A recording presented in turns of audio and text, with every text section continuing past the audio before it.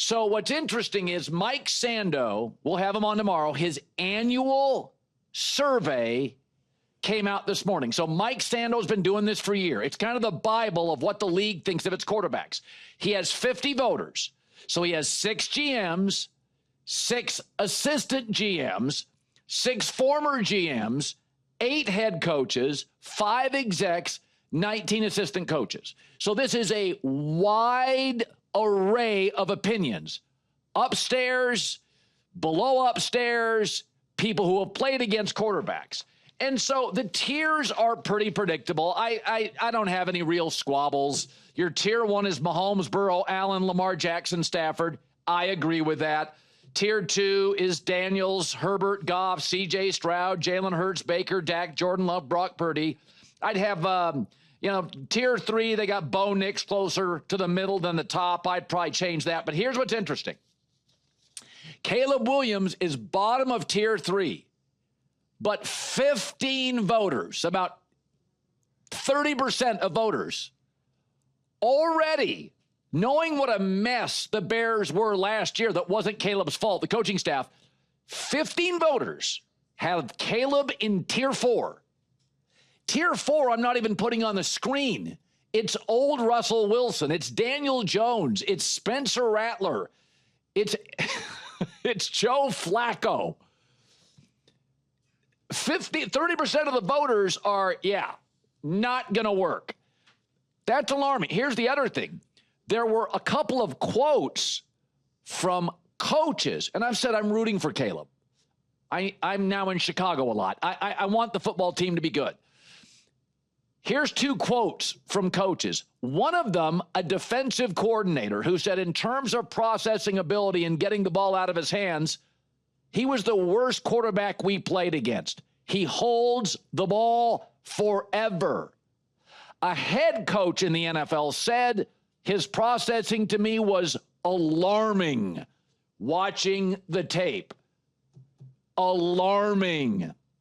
Also, before the game, a lot of quarterbacks played. Joe Burrow played. Mahomes played.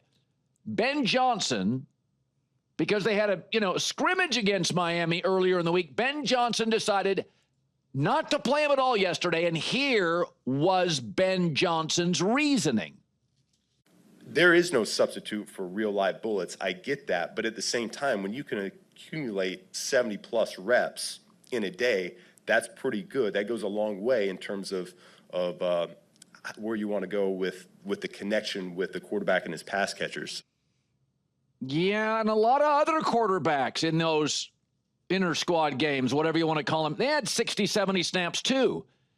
Bryce Young played. Joe Burrow played. Mahomes played. Spencer Rattler played. Everybody but Tom Brady played this weekend. And he did not. Caleb didn't. And I'm a fan. But there is a certain weight to this quarterback situation. I said it when he got drafted by Chicago. And it has now been reported by me and Seth Wickersham. This was not their first choice. This is a big, loud, aggressive media. It is a poorly owned franchise with a GM that got an extension based basically on one big trade that got him DJ Moore and draft picks. So I don't know. I look at it and I think to myself, was Ben Johnson actually, could I suggest this, sort of protecting Caleb from the court of public opinion? It was kind of a standalone big TV game. Let Miami and Tua get all the speculation and the heat. We're going to let him, just let him sit and watch this thing. It's not like he couldn't use the snaps. When tech companies delay the release, okay, it's usually because, like, you're still in the beta stage, right? You're just not quite comfortable putting it out to the public. And everybody in-house knows it, but you're just like, we're just going to not release our product yet, says Apple. We just want to tighten it. I mean, the product is great.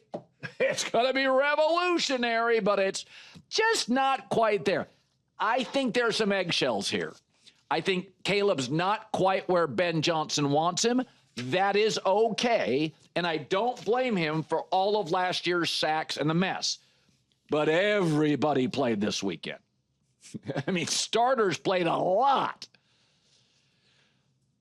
let's talk Shedeur. I love that Nike's already got an ad out. Sam Darnold was almost MVP last year. Could you get an ad for Sam Darnold? No. Okay. All right. So only a matter of time, says the poster. So I want to throw this at you. There is a video, and it's not hostile, of Shedeur Sanders after making a point after his first preseason game of finding a very popular local guy, Tony Gross. He's a talk show host, very popular guy. I don't listen to a lot of Cleveland radio, but I know who he is. Very, very popular. And again, it's not ugly. And I do think Shedeur's a good kid. I question his judgment and maturity, but they kind of laugh in the end. It's fine. But this thing is like, Shedeur, what are you doing? Get out of there. I don't want you watching Tony Grossi TikTok clips. And here's the thing I've said about Shedeur, and I've defended him. His size, his arm, his mobility are all good enough to be a franchise quarterback. And I think his accuracy, I think it's really good. I think it's really good moving, stationary. I like his accuracy. You're seeing that these are pro athletes. He moves around fine. And I think that's a very accurate throw. I think his traits, the arm, the size, the mobility, I think they're all good enough to be a mid-tier NFL quarterback. I do. A Dak Prescott level. I do. I think he throws a better ball than Dak. But he's not great at him. He's not Cam. He's not Big Ben. He's not Josh Allen. He's not Mahomes. He's not Stafford. So he's going to have to be better in the other 30 to 40% of quarterback play, which is maturity, focus, IQ, EQ, film study, pre-snap excellence. By the way, Tom Brady's traits doesn't move at all. Doesn't have a huge arm. Tom's the best ever at the other stuff. Dak Prescott is a C+ in the pocket, throwing the ball down the field guy. Dan Mullen, his college coach, said that. But Dak is A+++. Leadership, IQ, EQ, at the podium, film study, pre-snap. Dak's great. So if you're not outstanding in the trait stuff, and I like Shedeur, and he's not. I do think his accuracy is an excellent trait. I'll even argue with Greg Cosell. I think he throws a really beautiful, catchable ball. He's an easy thrower. What I would like to say, Herbert's this. Herbert just comes out and the ball's accurate. C.J. Stroud. Ball comes out on platform, off, left, right, up, back. C.J. Stroud's accurate. Herbert's accurate. I think Shedeur, and I also think he moves much. He's not Dion. Everybody says, well, he got his mom's athletic ability. Well, his mom must be a good athlete because he moves well. And Shedeur had a good game. But my take is, and I'm tired of Cleveland fans saying, Colin, you're making a lot out of this little stuff. Oh, right. Yeah. That's what you said about Johnny Manziel and Baker Mayfield and Deshaun Watson's court stuff in Houston. How about you sit this one out, Browns fan? You're 0 for 3 on. It's no big deal. The speeding tickets, his own GM called him dumb. This right here. Shedeur, you're a good kid. Get out of there. Don't look for sympathy and support from local radio guy. Watch film. And again, it's not the end of the world. He is a good kid. But the judgment thing for him is going to have to be exceptional. He is not Big Ben, Josh Allen, Cam, Steve Young, Favre. That's not what he is. And Brady knew it. And Peyton Manning knew it. Peyton Manning never threw a tight spiral. Peyton Manning didn't move well. Peyton Manning had a good arm. He didn't have a rocket. So when you're not, the traits aren't A. Dak had so much self-awareness. I said this from the very beginning. Dak was one of those strangely mature guys at like 23. Dak was 23 going on 33. Jalen Hurts, who's not real big and not a great pocket guy, he's like 27 going on 47. So this is where Shedeur has got to get that stuff tightened up. Don't worry about what local media says. Like just stay away from that stuff.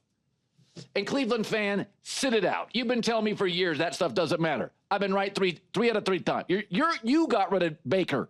I told you, get off television in the commercials. Baker, just get the quarterback thing right. Forget the commercials. And he was good in the commercials. Here's Kevin Stefanski on whether Shedeur is going to get number 1 quarterback reps this week. I'm really focused on all of our quarterbacks' development and every single one of these reps. We have a standard for that position, and really every position, but certainly the quarterback position, there's a standard by which we play and how we play and how we operate and how we take care of the football and those type of things. So there are things that Shedeur can clean up. He will clean up. And I don't want to hear you're anti-Shedeur. No, I'm not. I thought he was underdrafted. I thought Jackson Dart was overdrafted. He's more of a second-round pick. I think Shedeur was underdrafted.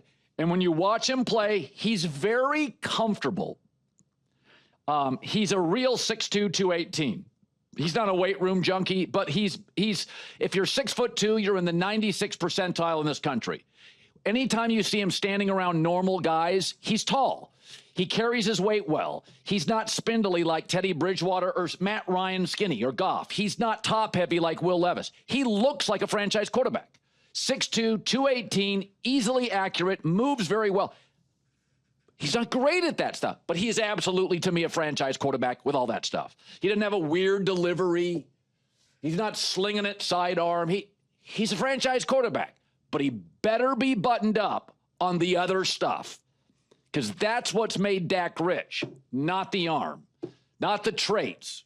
And I don't know, traits are probably 60% of this stuff, 60 to 65%, but the other 35%, if I told you to be successful in life, 65% is, DNA, but 35% is discipline. Well, you better be disciplined. That's a big chunk of life. All right, J-Mac, Colin right, Colin wrong. This quarterback tiers is Sandoz on the show tomorrow. I love it for a million reasons. By and large, I agree with most of it. I do think Bo Nix, under Tua, Bo Nix is more athletic with a better arm and never been hurt. Feels a little wonky, but that's probably the NFL executives telling you how much they think of Sean Payton. They think Payton has taken Bo to a level that he's probably not by himself. It doesn't bother me. We'll talk more about this today and tomorrow. But the other thing is, I know you're a Jets fan, not a Giants fan, but the Jackson Dart thing is interesting. Oh, yeah.